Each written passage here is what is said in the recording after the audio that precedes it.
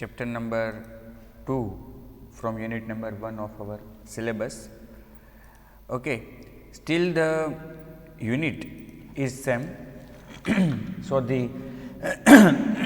our basic concept, that is the name of the unit, remains same, that is introduction to Java. Let me share my screen.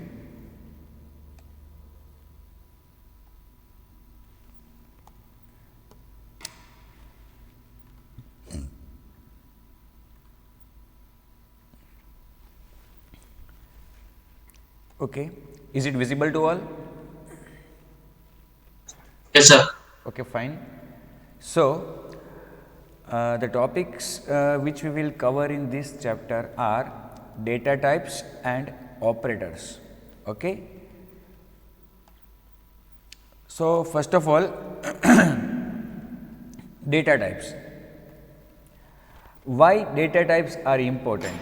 See, in Java it is like that whenever you use any data or you want to use perform any operation, you should be very much clear about the data or the type of the data which you are going to use, especially for example when we are using variables to store data which are temporary.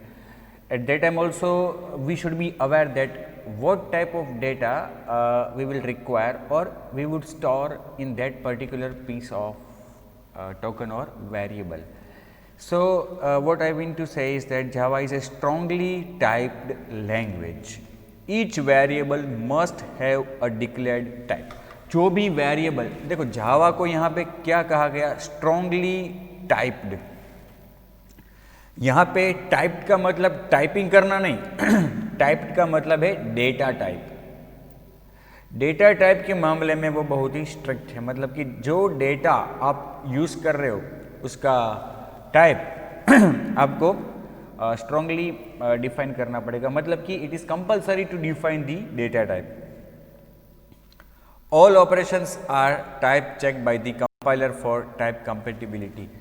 जब भी आप कोई operation perform करते हो, जब भी कोई आप एक्सप्रेशन लिखते हो जिसमें किसी डेटा का आपने यूज़ किया है, तो उस डेटा की पहचान, उसमें जो डेटा आपने स्टोर किया है या रन टाइम स्टोर होगा, लेकिन उसकी पहचान कंपाइलर को होनी चाहिए कि मतलब टाइप क्या है उस डेटा की, ये कंपाइलर को पता होना चाहिए, अदरवाइज कंपाइलर कंपाइल करने से मना कर देगा, मतलब कि एरर देगा. Strong type checking helps prevent errors and enhances reliability. देखो इस तरह का जो स्ट्रॉन्ग टाइप चेकिंग करता है कंपाइलर, मतलब कि कोई भी डेटा ऐसा नहीं होना चाहिए कि जिसकी टाइप उसको पता ना हो. इससे क्या होता है कि रन टाइम एरर्स के चांसेस कम हो जाते हैं और आपके प्रोग्राम की रिलायबिलिटी बढ़ जाती है, मतलब कोई और उसको पढ़ेगा देखेगा तो भी उसको पता चल जाएगा कि ये जो ऑपरेशन है, जो एक्सप्रेशन आपने लिखी है, वो कौन से प्रकार के डेटा पे परफॉर्म हो रही है. To enable strong type checking, all variables, expressions and values have a type. और इस तरह का स्ट्रॉन्ग टाइप चेकिंग इनेबल करने के लिए जावा में हर एक वेरिएबल, एक्सप्रेशन, वैल्यूज़ को योग्य डेटा टाइप दी जाती है डेवलपर के द्वारा. There is no concept of typeless variable. Java में ऐसा नहीं है कि आप इस तरह से कोई वेरिएबल डिक्लेयर करो, इस तरह का वेरिएबल, तो इसको हम क्या कहते हैं, टाइपलेस वेरिएबल, बिकॉज कि उसकी टाइप हमने मेंशन नहीं की है, जस्ट हमने लिख दिया var that it is a variable, but कौन सी टाइप का वेरिएबल है ये हमने डिफाइन नहीं किया. इस तरह का जब हम लिखते हैं तो इसको टाइपलेस कहते हैं, लेकिन ये जावा में मुमकिन नहीं है, जावा में ये अलाउड नहीं है. जावा में वेरिएबल का यूज़ करना है तो उसकी टाइप आपको मेंशन करनी ही पड़ेगी. Primitive data types. देखो डेटा टाइप्स जो होते हैं उनको कई अलग अलग कैटेगरी में विभाजित किया जा सकता है, लेकिन उसमें जो डेटा स्टोर होता है, मतलब वेरिएबल कौन से प्रकार का है, मतलब उसमें क्या वो स्टोर कर रहा है। इसके आधार पे मुख्यत्वे दो प्रकार के श्रेणी में उसको विभाजित किया गया है, object type and non object type. That is जिसको हम नॉन ऑब्जेक्ट टाइप कहते हैं वो है primitive type. Okay, Java contains two general categories of built in data types. देखो दो प्रकार के कैटेगरीज है जिसमें ये सभी डेटा टाइप्स को डिवाइड किया गया है। एक्चुअली देखा जाए तो जावा में 8 प्रिमिटिव टाइप्स है। प्रिमिटिव मतलब कि नॉन ऑब्जेक्ट। अब जो दो प्रकार के हैं वो है object oriented and non object oriented.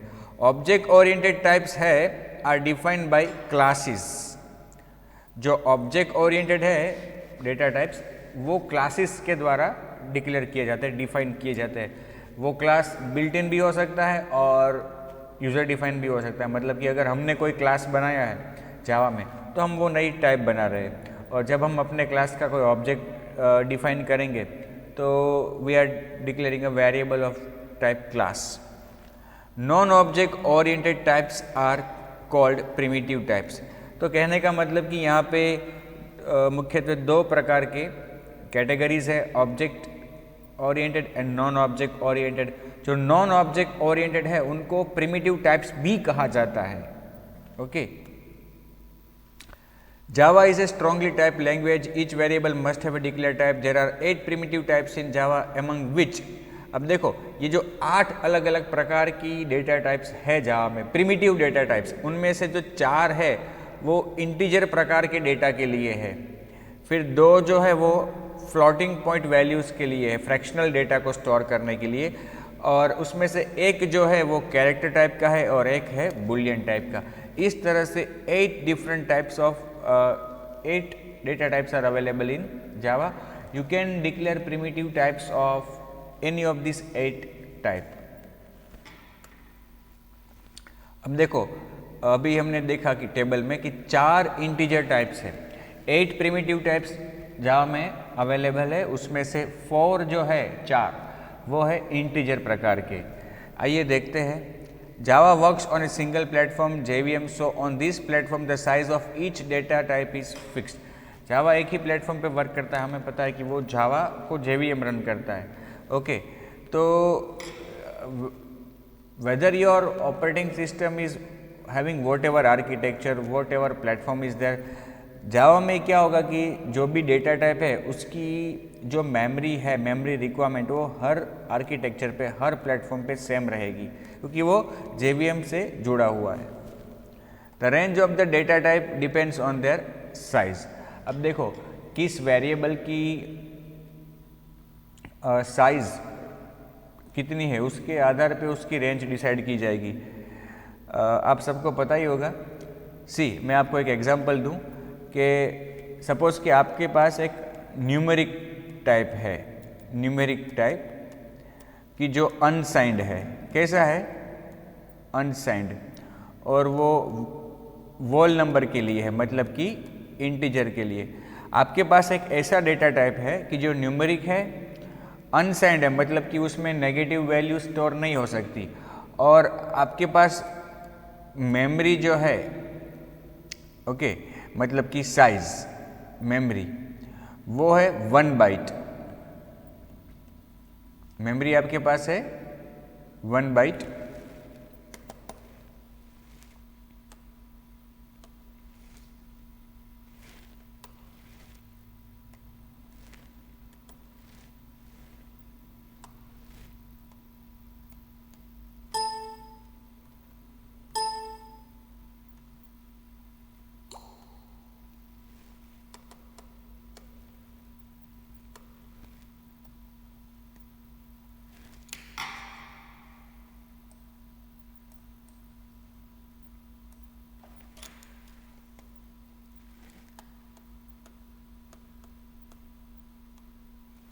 Excuse me.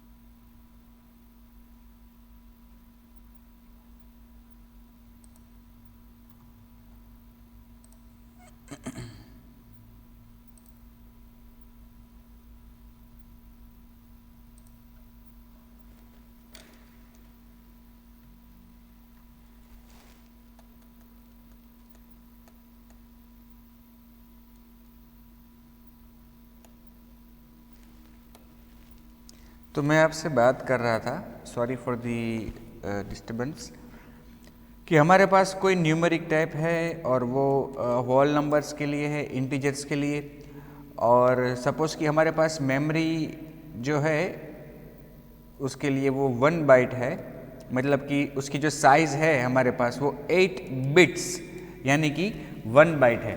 तो इसके ऊपर से उसकी रेंज कैसे हम डिसाइड करते हैं या डिसाइड कैसे होती है वो मैं आपको बताऊं। देखो हमारे पास जो जगह है वो 1 बाइट है, मतलब कि 8 बिट्स, और ये जो हम डेटा को स्टोर कर रहे हैं इंटरनली वो बाइनरी डेटा है which has 2 digits in its numbering system. Binary language जो है उसमें बेस क्या होता है 2, मतलब कि 2 digits for presenting any data. तो बेस उसमें 2 होता है, तो हम कैलकुलेशन के लिए क्या करेंगे 2 रखेंगे, और फिर हमारे पास जगह कितनी है 8 बिट्स 2⁸। ये 2 जो है वो बेस है और ये 8 जो है वो साइज है। तो इसके ऊपर से हम डिसाइड कर सकते हैं इसकी रेंज। 2⁸ कितना होता है 256। 2⁸ कितना होता है 256। तो कहने का मतलब कि हम इसमें 256 वैल्यूज़ को स्टोर कर सकते हैं 1 से 256 तक। लेकिन अगर हम ज़ीरो का समावेश करें, अगर हम ज़ीरो का समावेश कर दें इसमें, तो क्या होगा 0 से 255 इतनी वैल्यूज़ को हम स्टोर कर सकते हैं अगर हमारे पास कितनी जगह है 1 बाइट।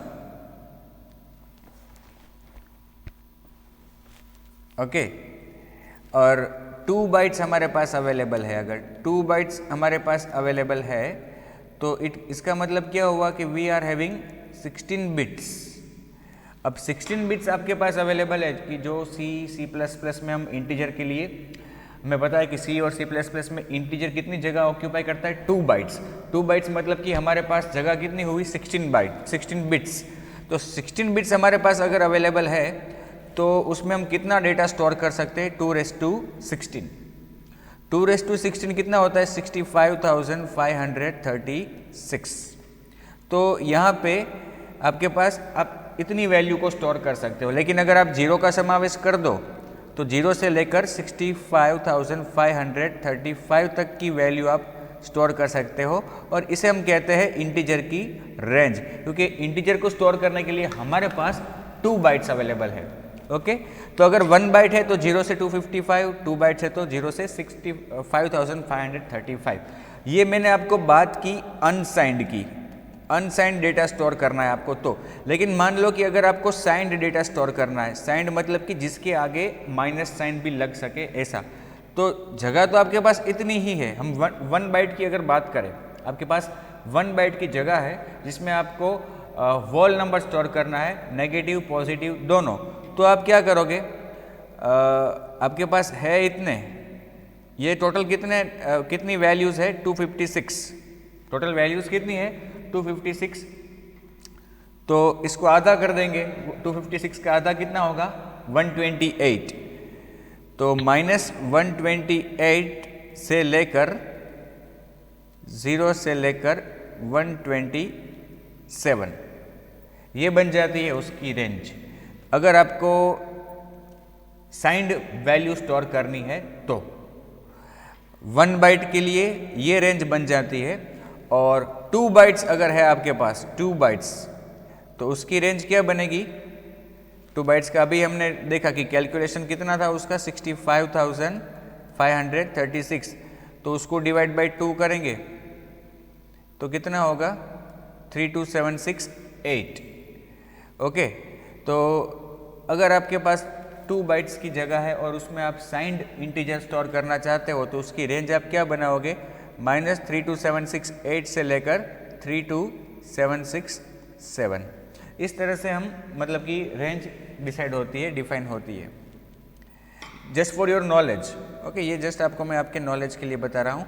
2 हमने यहाँ पे इसलिए लिया क्योंकि जो इंटरनल प्रेजेंटेशन है वो बाइनरी में है डेटा का, और उसका बेस क्या है 2 जितनी हमारे पास जगह है बिट्स में, अगर 8 है तो 2 अगर 16 है तो 2 और अगर 32 है तो 2 अब जावा में देखो, जावा में जो इंटीजर है वो 4 बाइट्स ऑक्यूपाई करता है, मतलब कि उसको 4 बाइट की जगह दी गई है, तो उस हिसाब से वो डेटा को उसकी रेंज डिफाइन होगी। देखो मैंने आपको बताया था अभी कि 4 प्रकार के अलग अलग इंटीजर्स जावा में है। कौन कौन से है वो? बाइट है, शॉर्ट है, इंटीजर है और लॉन्ग है। अब बाइट जो है उसको 1 बाइट दिया गया है, तो उसकी रेंज क्या होगी?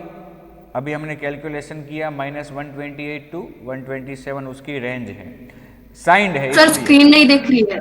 सॉरी, स्क्रीन विजिबल नहीं है।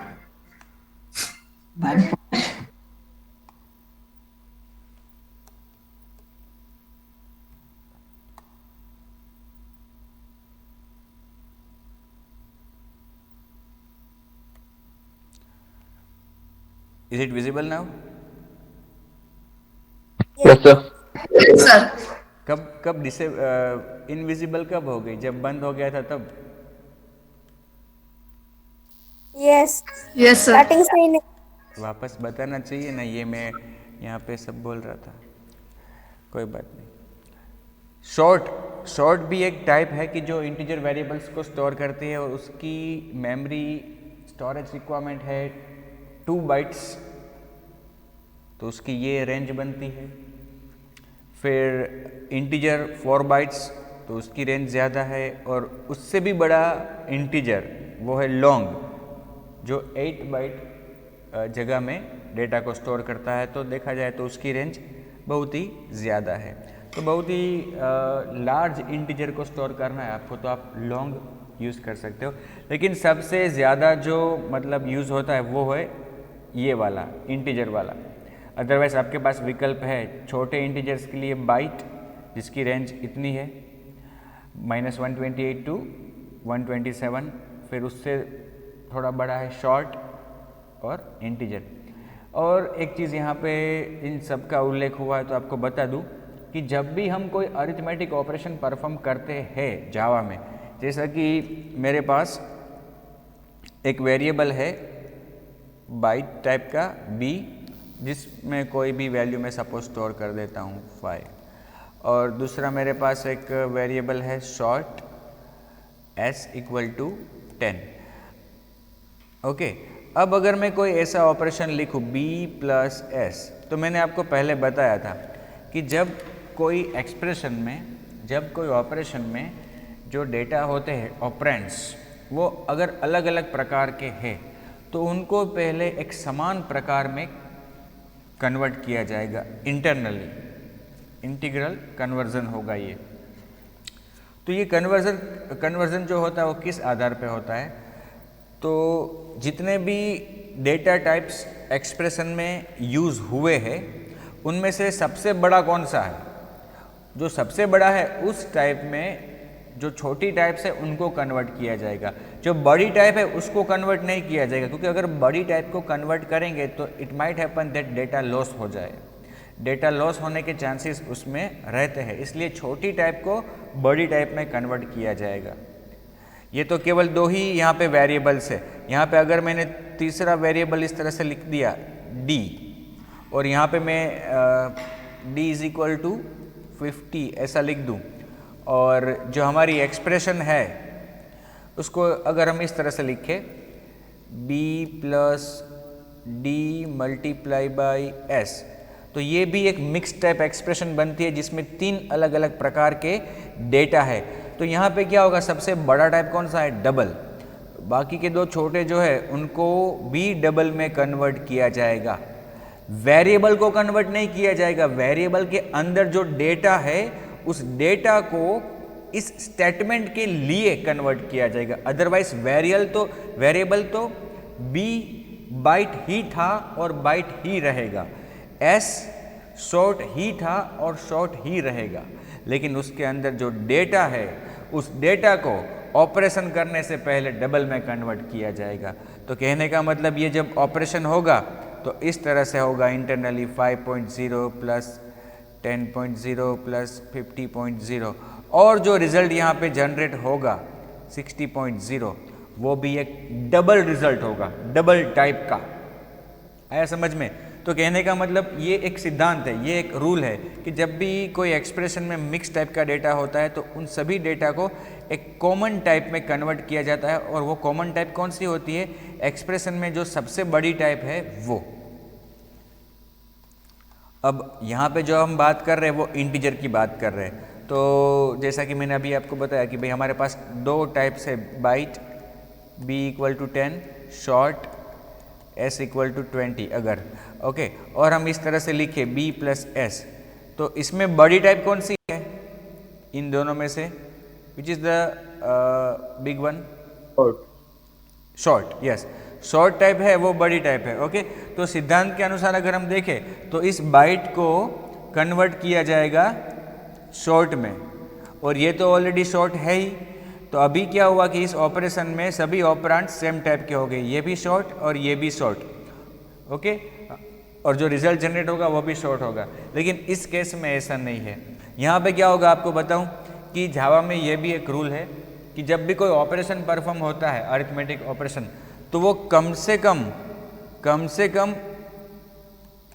इंटीजर पे परफॉर्म होना चाहिए। कौन सी टाइप पे? ये वाली इंटीजर टाइप पे। अगर इंटीजर ऑपरेंड नहीं है, उससे छोटे ऑपरेंड से, इंटीजर से छोटे ऑपरेंड से, तो उनको कन्वर्ट किया जाएगा इंटीजर में। देखो इस एक्सप्रेशन की बात करें हम b प्लस s, तो यहाँ पे जो b है वो बाइट टाइप का है कि जो इंटीजर से छोटा है, s जो है वो शॉर्ट टाइप का है, वो भी इंटीजर से छोटा है, और इन दोनों के अलावा कोई ऐसी टाइप इस स्टेटमेंट में नहीं है कि जो इंटीजर से बड़ी हो। तो इन दोनों को इंटरनली इंटीजर में कन्वर्ट किया जाएगा, और फिर जो रिजल्ट जनरेट होगा वो भी कैसा होगा? इंटीजर टाइप का। ये एक रूल है। तो इसे हम कह सकते हैं the operations in Java are perform on at least integer types if the types used in an expression are smaller then integer, then they will be promoted to integer type before performing operation. इसको हम इस तरह से mention कर सकते हैं। और जब ऐसा होता है, जब ऐसा कन्वर्जन इंटरनली होता है, मतलब कि छोटे टाइप को बड़ी टाइप में जब कन्वर्ट किया जाता है, तो उसको टाइप प्रमोशन बोलते हैं। क्या कहते हैं? Type promotion. उसको प्रमोट किया, आगे बढ़ाया। अब देखो इन इंटीजर्स की बात निकली है तो रिप्रेजेंटिंग डिफरेंट नंबर सिस्टम। देखो जनरली आप क्या होता है कि आप अपने प्रोग्राम में ऐसा लिखो 56, तो ये 56 को एक इंटीजर वेरिएबल या इंटीजर डेटा माना जाएगा। वेरिएबल तो नहीं बट इंटीजर डेटा माना जाएगा। लेकिन आप इस 56 को as a long type data उसको ट्रीट करना चाहते हो, तो आपको इस 56 के पीछे एक लिटरल यूज करना पड़ेगा, स्मॉल l या तो कैपिटल L। इस तरह का लिटरल आप जब यूज करोगे तो कंपाइलर इस वैल्यू को as a long value treat करेगा। इसको लिटरल बोलते हैं। इसको क्या बोलते हैं? L को लिटरल बोलते हैं। Okay, L is for long. Hexadecimal numbers have a prefix of 0x और 0 कैपिटल X। हेक्साडेसिमल वैल्यूज आपको अगर मेंशन करनी है, जनरली जो हम कोई भी वैल्यू लिखते हैं, कोई भी वैल्यू, तो इसको डेसिमल, ऐसे डेसिमल ट्रीट किया जाता है क्योंकि decimal is the default numbering system. लेकिन अगर आप ये वैल्यू हेक्साडेसिमल है ऐसा बताना चाहते हो तो इसको आपको प्रीसीड करना होगा 0x से, तब कंपाइलर इसको हेक्साडेसिमल वैल्यू ट्रीट करेगा। उसी तरह से ऑक्टल वैल्यू के लिए उसके आगे 0 लगाया जाता है, 0 1 0।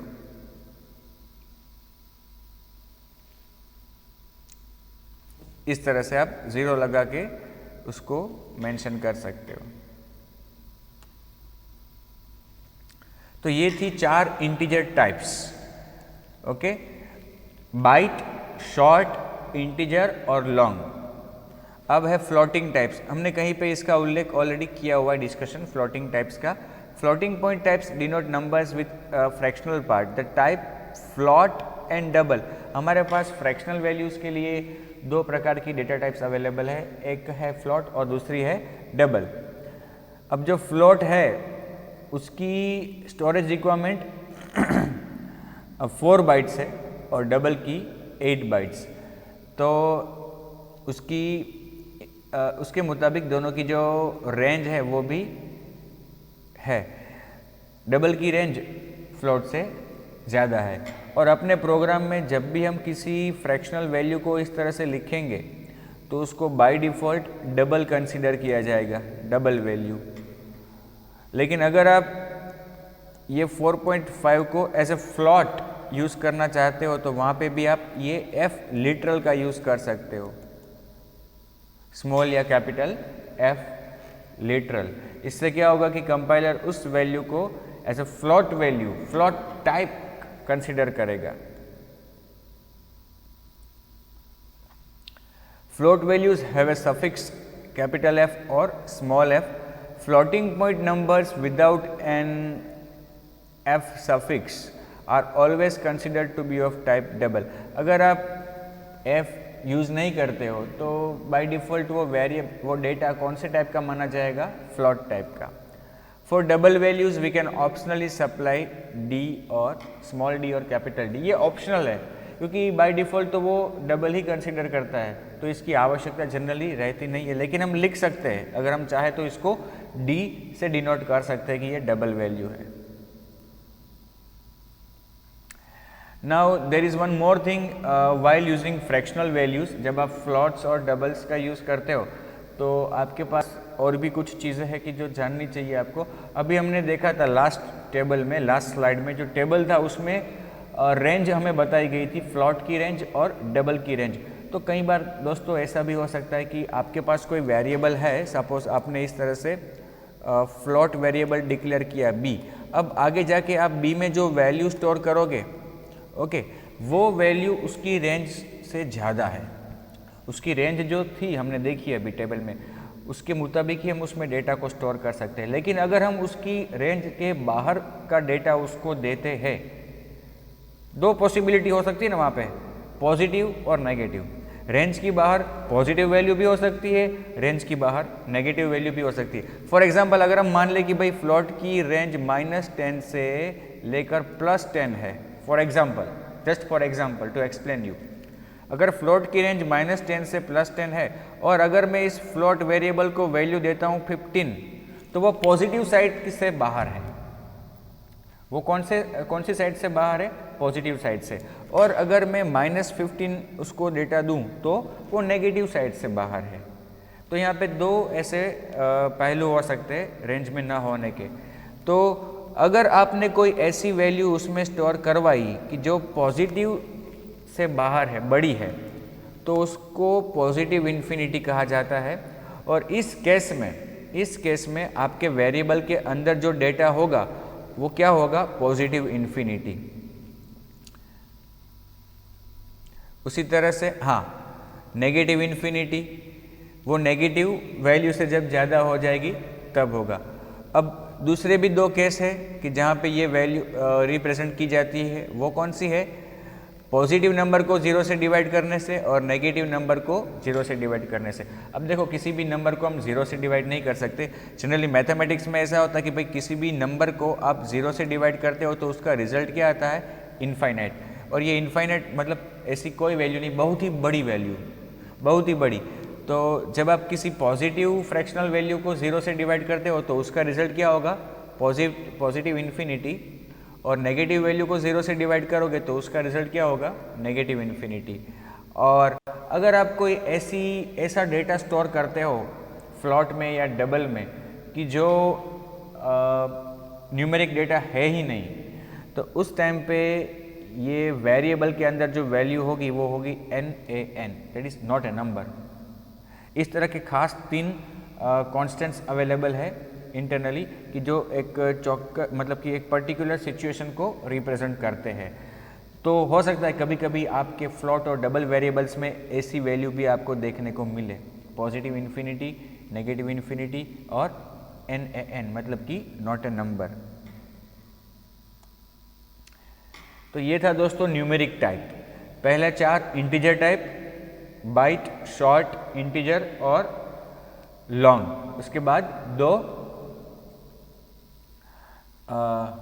फ्रैक्शनल टाइप, डबल और फ्लॉट। अब है कैरेक्टर। अब देखो कैरेक्टर में भी थोड़ा आपके पास जो नॉलेज है, मतलब कि आप C++ का अगर सोच के आगे चलो तो C++ में हमने ये बहुत बार पढ़ा है कि character occupies 1 byte in memory. लेकिन यहाँ पे जावा में जो कैरेक्टर्स है उनको 2 बाइट्स में रिप्रेजेंट किया गया है। उसको 2 बाइट्स की जगह दी गई है, मतलब कि 16 bits. Character type is used to store a single character enclosed in single quotes. Generally characters को हम सिंगल कोट के अंदर लिखते हैं इस तरह से। Unlike other programming languages, characters in Java are 16-bit type. Java uses Unicode, which is a character set that can represent all of the characters found in all human languages. Java में हम character को present करने के लिए Unicode characters का भी use कर सकते हैं। यूनिकोड कैरेक्टर है वो क्या है, एक पूरा कैरेक्टर सेट है, या फिर हम ऐसा कहें कि वो अलग अलग कैरेक्टर सेट्स का संयोजन है। जितनी भी ह्यूमन लैंग्वेजेस अस्तित्व में है, मतलब कि अभी दुनिया में जितनी भी लैंग्वेजेस को बोला जाता है, यूज़ किया जाता है, उस हर एक लैंग्वेज का जो कैरेक्टर सेट है वो इसमें अवेलेबल है एज ए यूनिकोड कैरेक्टर। हर अक्षर के लिए, हर कैरेक्टर के लिए, किसी भी लैंग्वेज के किसी भी कैरेक्टर के लिए यहाँ पे एक कोड अवेलेबल है यूनिकोड कैरेक्टर्स में। जैसे कि हम गुजराती में अपने प्रोग्राम का आउटपुट गुजराती में प्रेजेंट करना चाहते हैं या फिर हिंदी में प्रेजेंट करना चाहते हैं, तो जो हम लिखना चाहते हैं, जो हम डिस्प्ले करना चाहते हैं, उस कैरेक्टर्स का यूनिकोड हमें पता होना चाहिए। अगर वो यूनिकोड हम यहाँ से यूज़ करेंगे तो आउटपुट जो जनरेट होगा वो पर्टिकुलर लैंग्वेज में, मतलब कि वो पर्टिकुलर कैरेक्टर सेट से आउटपुट जनरेट होगा। तो ये जो यूनिकोड कैरेक्टर्स है वो अगर आप जानना चाहते हो कि भाई कौन सी लैंग्वेज के लिए क्या कोड है, तो आपको केवल गूगल में लिखना है यूनिकोड कैरेक्टर सेट्स। पूरा एक टेबल आपके सामने आएगा, उस टेबल में 1 बाय 1 सभी लैंग्वेजेस के कोड दिए गए हैं। सभी लैंग्वेजेस, हमारी जो रीजनल लैंग्वेजेस है इंडिया की, उसमें से भी सभी लैंग्वेजेस अवेलेबल है। Values of character type can be expressed as hexadecimal values that range from, अब देखो जितने भी यूनिकोड कैरेक्टर्स है सबका एक पर्टिकुलर कोड है, और वो जो कोड है वो हेक्साडेसिमल वैल्यू है। कोड जो कोड है वो हेक्साडेसिमल वैल्यू है, और अब है तो कैरेक्टर तो उसको लिखना पड़ेगा सिंगल कोट के अंदर, आपको single quote, okay, single quote के अंदर, और उसके आगे /u किया जाता है, /u कोड को लिखने से पहले /u, फिर हेक्साडेसिमल कोड आता है। और ये जो कोड्स है वो कितने हैं, स्टार्टिंग फ्रॉम /u 0000, मतलब कि मिनिमम से लेकर FF। F मतलब हेक्साडेसिमल में आप जानते हो कि ABCDEF का भी यूज़ होता है, ओके। A रिप्रेजेंट करता है 10 को, B 11, ये 12, 13, 14 और F 15 को रिप्रेजेंट करता है। 15 जो डेसिमल है उसको हेक्साडेसिमल में F लिखा जाता है। Character is an unsigned 16-bit, unsigned है 2⁻16 unsigned 16-bit type, so it is possible to perform various arithmetic manipulations on a character variable। अब देखो कैरेक्टर वेरिएबल अगर आपके पास है तो उसके ऊपर भी हम अरिथमेटिक ऑपरेशन कर सकते हैं, क्योंकि ये अनसाइंड टाइप है, अनसाइंड 16 बिट टाइप है। 2⁻16 मतलब 65536। ओके, 65536। और एक चीज़ यहाँ पे आपको बता दूँ, कैरेक्टर का इस यहाँ पे उल्लेख हुआ है और यहाँ पे लिखा भी है, कैरेक्टर वेरिएबल के ऊपर आप अरिथमेटिक ऑपरेशन भी परफॉर्म कर सकते हो, क्योंकि अगर आप ऐसा लिखते हो कैरेक्टर CH = 5, तो ये 5 जो है वो एक इंटीजर है, इसके ऊपर हम अरिथमेटिक ऑपरेशन परफॉर्म कर सकते हैं। लेकिन अगर हम ऐसा लिखें यहाँ पे A, तो आप सोचोगे कि इसके ऊपर कैसे अरिथमेटिक ऑपरेशन परफॉर्म करें, लेकिन यहाँ पे जब हम ऑपरेशन परफॉर्म करने जाएंगे तो A की ASCII वैल्यू कंसीडर की जाएगी और वो कितनी है 65। इस तरह से ऑपरेशन करते वक्त उसको यूज़ किया जाएगा। ठीक है, तो आपको ट्रू और फॉल्स में कभी पूछा जा सकता है कि भाई we can perform arithmetic operations on character variables in Java, character type, character data in Java. Yes, it is true. और एक बात कि जब भी हम ऑपरेशन परफॉर्म करेंगे कैरेक्टर पे, तो जैसा कि अभी मैंने आपको बताया, बाइट और शॉर्ट अगर ऑपरेशन में यूज़ हुए हैं तो ऑपरेशन करने से पहले उन दोनों को टाइप प्रमोट करके इंटीजर में कन्वर्ट किया जाएगा, और वही चीज़ यहाँ पे अप्लाई होती है कैरेक्टर पे भी। अगर आपकी एक्सप्रेशन में कैरेक्टर टाइप का आपने यूज़ किया है अरिथमेटिक एक्सप्रेशन में, तो उस कैरेक्टर को यूज़ करने से पहले इंटीजर में कन्वर्ट किया जाएगा। तो यहाँ पे दोस्तों 3 टाइप ऐसी हुई, बाइट, शॉर्ट एंड कैरेक्टर, कि जो अरिथमेटिक ऑपरेशन करते वक्त पहले इंटीजर में प्रमोट की जाती है, फिर उस पे ऑपरेशन परफॉर्म होता है। ठीक है friends, has anybody any doubt? Actually, the discussion of characters is No, sir. will be continue in the next session also, because there is something more to discuss. Okay, so आज हम यहीं पे समाप्त करते हैं और नेक्स्ट सेशन में हम कंटिन्यू करेंगे कैरेक्टर से।